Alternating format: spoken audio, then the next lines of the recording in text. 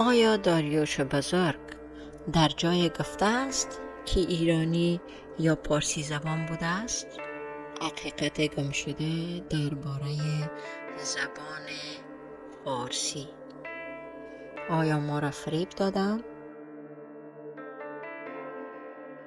اگر می‌خواهی حقیقت را درباره زبان‌های آریانای بزرگ بدانی، تا آخر این ویدیو با من باش.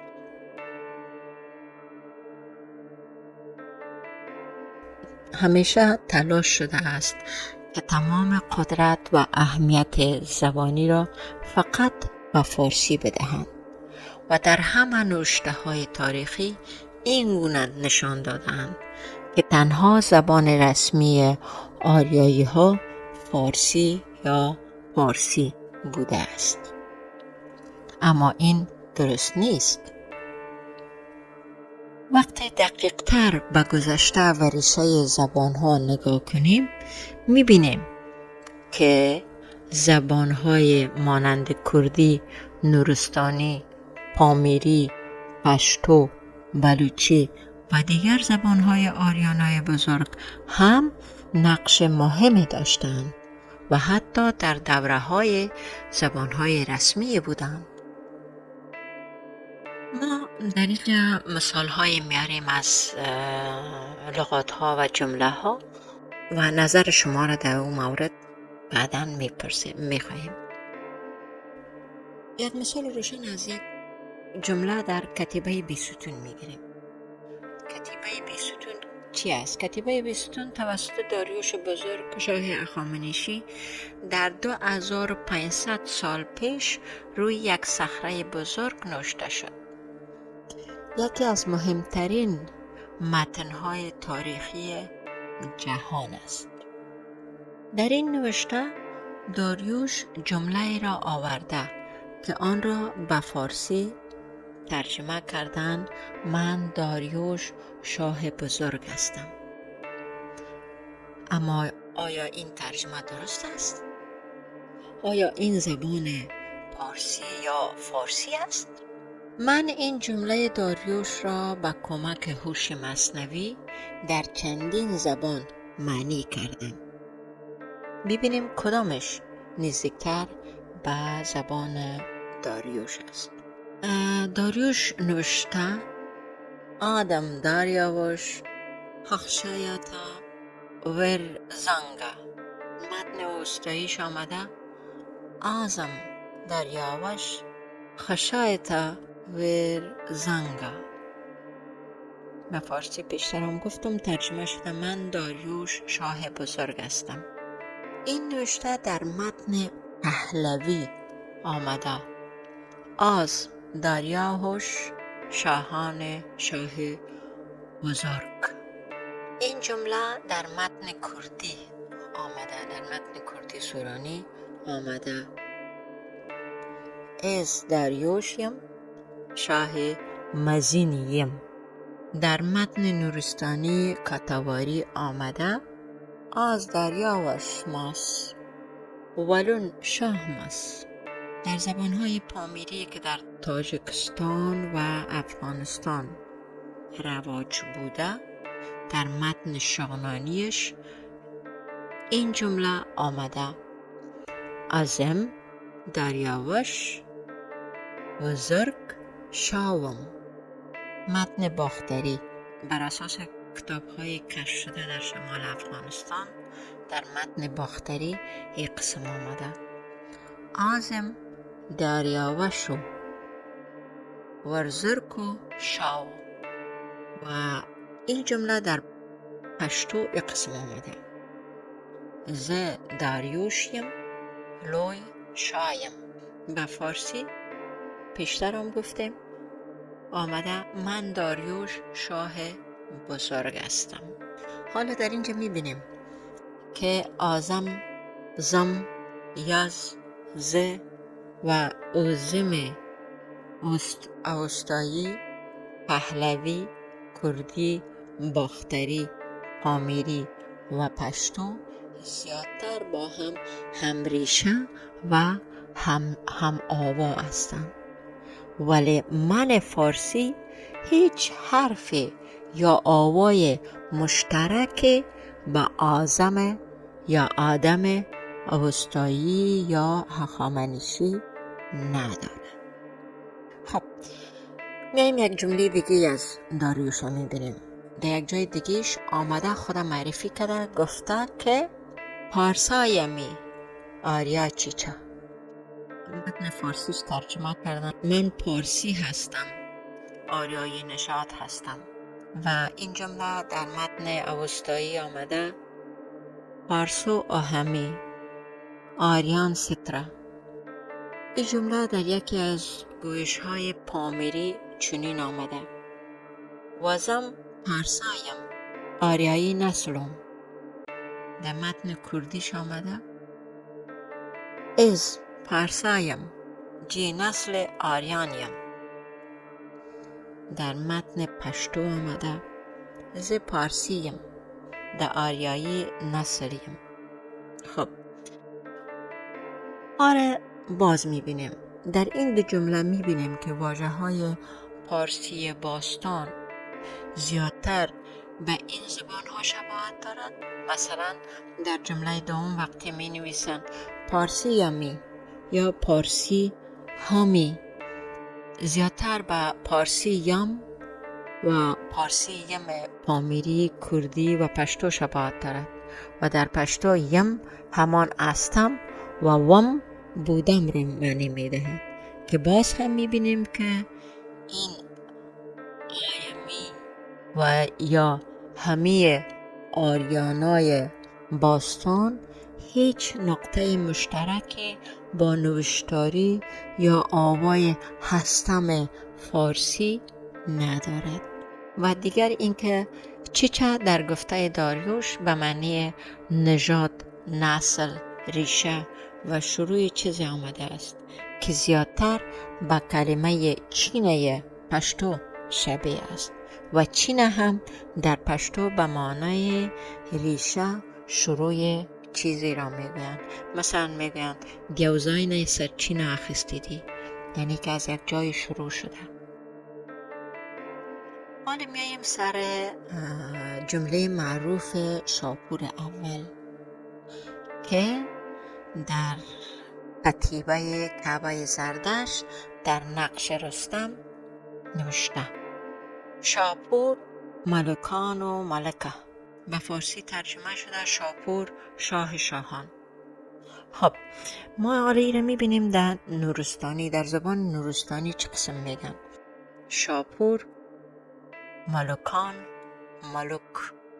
در متن باختری به اساس کتاب های کشف شده در شمال افغانستان این جمله اقسام آمده: شاپور ملکان و ملکو. و در زبان پشتو و بلوچی ملک به معنای بزرگ قبیله، رئیس قبیله یا فردی که در یک روستا یا اجتماع نفوذ دارد به کار می رود. واژه ملک از ریشه سامی که یکی از زبانهای رسمی آریایی ها بوده آمده و به معنای پادشاه یا صاحب زمین گفته می شده در آن زمان. این واژه در زبانهای فارسی باستان و پهلوی نیز دیده شده است.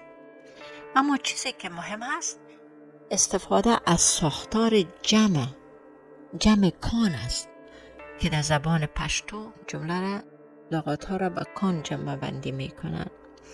مثلا هلک، هلکان، ملک، ملکان و غیره. حالا میاییم سر یک کلمه زیاد مهم دیگه. در کتیبه های ساسانی کلمه یا لغاتی که امروزه مثلا ایران شهر خوانده می شود به خط پهلوی به شکل النستر یا آریان شهر آمده است. آریان در این واژه همان آریایی است. پس نستر یا استر می تواند به معنای بزرگتر یا گسترده تر باشد. در پشتو ستر برای اشاره به شخص مهم یا بزرگ استفاده می شود. دقیقاً مانند وستاری اوستایی که به مفهوم گسترش و بزرگی اشاره دارد. مثلا استر جنرال، استر محکمه، استر شخصیت و غیره. و در بلوچی ستار وجود دارد که او هم به معنای سرور و فرمانروا است. خب در اینجا درباره آریان شهر یا النستر زیاد صحبت نمی کنیم به خاطر که ویدیوی ما زیاد طولانی نشه. یک ویدیوی دیگه در این مورد مختصرا درست میکنم که میبینیم که این کلمه آریان شهر یا از کجا گرفتن. خب حالا میریم سر واژه خان از کجا آمده. در زبان پهلوی خوان پت وجود داشته، به معنای سرور و فرمانروا بوده. این کلمه در زبان بلخی یا باختری امی کلمه خان در وقت خاناور استفاده می شده و خاناور امو معنای رهبر و سردار قبیله را می داده و خاون در پشتوی امروزی به معنای صاحب و سرور است. پس معلوم میشه که پشتو خاون را به همون معنای قدیمی خود حفظ کرده. و از همه جالبتر این که این لغات در سغدی، در زبان سغدی، زبان باستانی تاجیکستان و افغانستان در وقت سمرقند و بخارا بود، در اون زمان ازوا بود، در اون زمان یک کلمه یا واژه به نام خانا تلفظ می شده که بسیار بسیار نزدیک به خان امروزی است.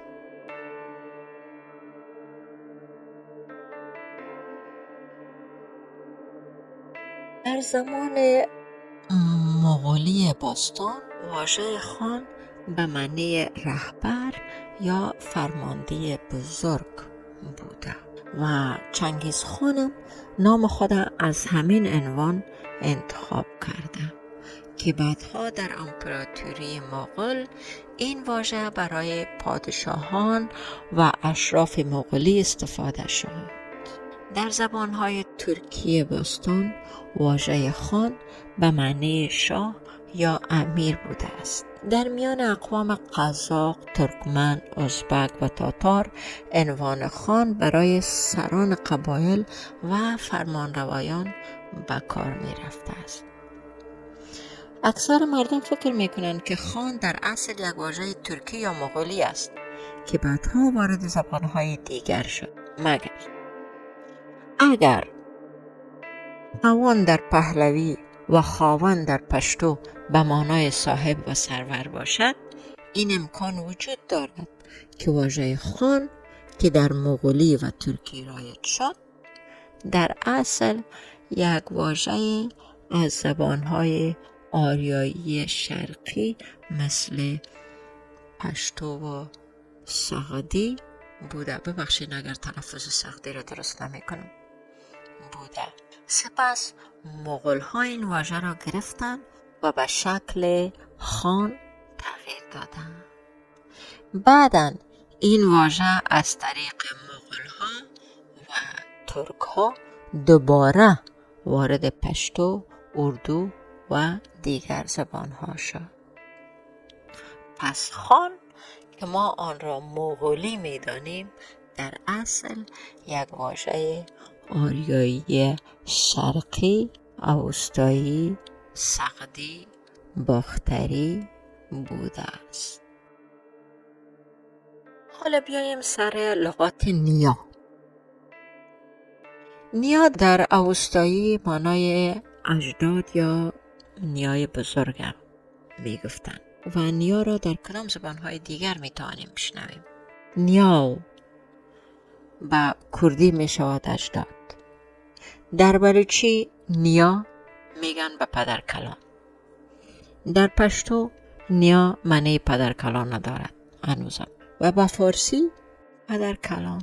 اما در بلوچی پشتو نیا میگیم و به کردی نیاو میگیم. امو نیای اوستایی را باز همه مسابقه کدامشان به پارسی باستان نزدیکی دارد؟ پدر کلان، پدر بزرگ یا نیای بلوچی و نیای پشتو و نیاو کردی. حالا ببینیم یک لغات دیگر از اوستایی آمده. استرگه. و این استرگه در زبان پهلوی به نام استرگ یاد می شده که به معنای چشم آمده و به بینایی و نگاه هم می گفتن استرگ یا سترگ. این کلمه در شغنانی پامیری هم وجود داره که میگن استارک، یعنی همون چشم. از ریشه اوستایی گرفته شده. در زبانهای نورستانی مثل کتواری، کامویری، اشکون، پراسی، در بعضی از این زبانها واژه‌های مثل استرک یا سترک برای چشم یا دیده گفته می شود هنوزم. و خب شما می دانین که هنوزم در زبان پشتو ما سترگه داریم. سترگه یا استرگه به معنای چشم میشه.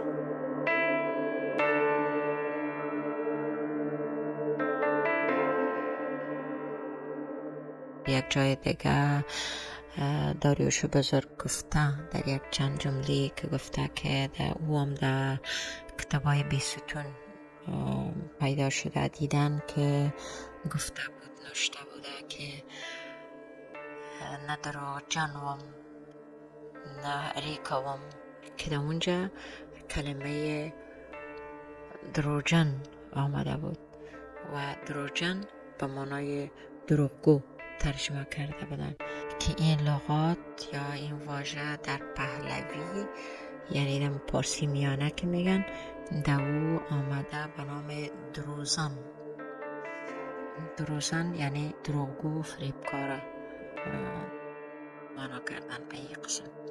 و واژه دروغگو در پشتو شما میدانین که هنوز در پشتو میگن دروغجن. دروغجن یعنی دروغگو که بسیار بسیار نزدیک است با کلمه دروغزن پهلوی و دروغجن هخامنشی ها. در پامیری این واژه به نام دروغان هنوز هم است که یعنی به معنای دروغگو آمده، دروغان. و در بلوچی میگن دروغچی.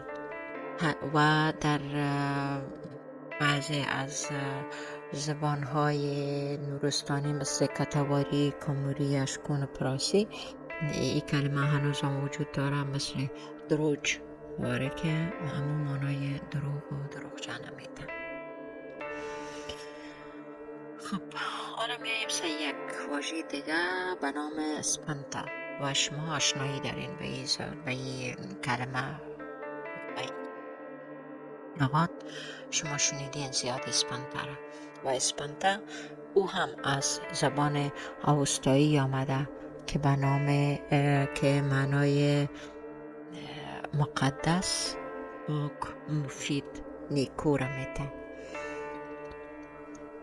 و این اسپنتا در پهلوی، در زبان پهلوی یا همون پارسی میانه هم اسپنتا همه قسم تلفظ می شده و او همی هم معنای پاک و مقدس می داده. و در شغنانی یا پامیری هم اسپاندا هنوز هم هست به نام اسپاندا که همی معنای سفید و مقدس میده. بازم دیگه در پشتو هم اسپانتا وجود داره که امو مانای پاک و مقدس میده و در پالوش یک رنگ را به نام سپین دارن که به مانای رنگ سفید گفته میشه و این هم از همه ریشه اسپانتای اوستایی گرفته یا از اسپانتایی که هنوز هم در پشتو هست، همه سفید هم از او ریشه گرفته که سپین نام داره.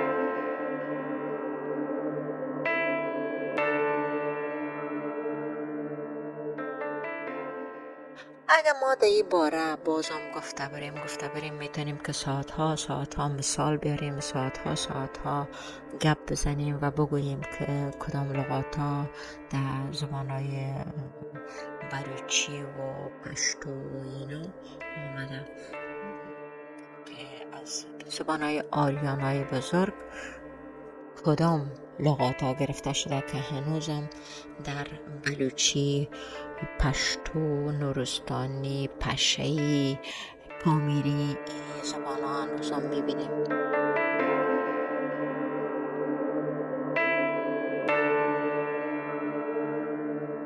با مثال آوردن این واژه ها و مفاهیم میتونیم روشنی بندازیم که زبان‌های مانند پشتو، باختری، نورستانی، بلوچی، پامیری و دیگر زبان‌های آریانای بزرگ قرابت بیشتری با زبان‌های کهن آریانای بزرگ دارند و داشتند، در حالی که فارسی امروزی دچار تغییرات زیاد شده و بسیاری از ویژگی‌های اصلی خود را از دست داده است.